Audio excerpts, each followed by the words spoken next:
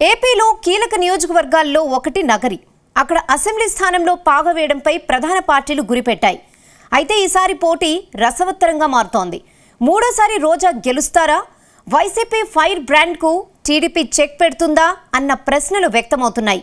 కమ్మ versus Reddy అన్నట్లు హోరాహోరీగా ఎన్నికల సమరం సాగుతోంది.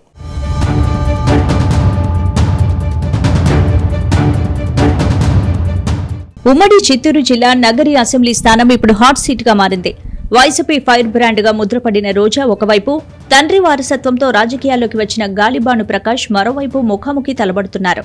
రెడ్డి సామాజిక వర్గానికి చెందిన రోజా, కమ్మ సామాజిక వర్గానికి చెందిన గాలిబాను ప్రకాష్ పోటీ పడుతుండటంతో ఎన్నిక ఆసక్తికరంగా మారింది.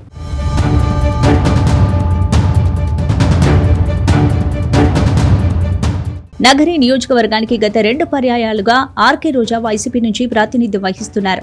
టీడీపీ నుంచి రాజకీయాల్లోకి అడుగుపెట్టిన రోజా ఆ పార్టీ తరపున 2004లో ఎన్నికల్లో పోటీ చేసి ఓడిపోయారు. 2009లో చంద్రగిరిలో కూడా టీడీపీ తరపున పోటీ చేసి ఓడిపోయారు. ఆ తర్వాత వైసీపీలో చేరిన రోజా 2014, 2019 ఎన్నికల్లో వైసీపీ నుంచి నగరి బరిలో దిగి వరుసగా గెలుపొందారు.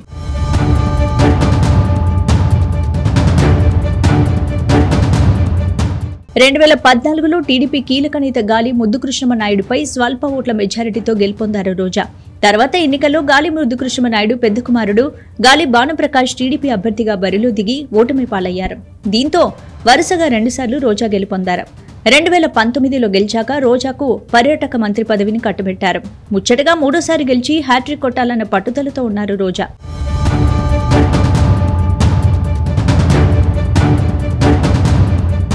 గాలి భానుప్రకాష్ అమెరికాలో పీజీ చేశారు. మాజీ మంత్రి గాలి ముద్దుకృష్ణమనాయుడు వారసుడిగా రాజకీయాల్లోకి అడుగుపెట్టారు. గాలి ముద్దుకృష్ణమనాయుడు పుత్తూరు నుంచి 6 సార్లు, నగరి నుంచి 1 సారి గెలుపొందారు.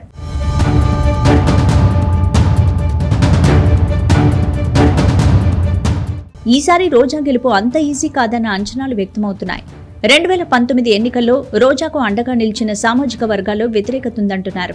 గతంలో నిండ్రా, విజయపురం, నగరి, పుత్తూరు, వడమలపేట మండలాల్లో నాయకులు రోజా గెలుపునకు ఎంతో కృషి చేశారు. అయితే ఈసారి అభ్యర్థిని మార్చాలంటూ వారు సీఎం జగన్పై ఒత్తిడి తెచ్చినా ఆ ప్రయత్నాలు ఫలించలేదు. అభివృద్ధి పనుల్లో అవినీతి జరిగిందంటూ రోజాపై నియోజకవర్గ ప్రజలు అసంతృప్తితో ఉన్నారు.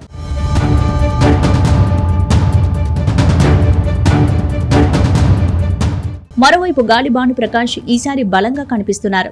గత ఎన్నికల్లో ఓడిపోయినా జనంలో ఉంటూ సేవా కార్యక్రమాలు చేస్తుండడం అతడికి కలిసొచ్చే అంశం.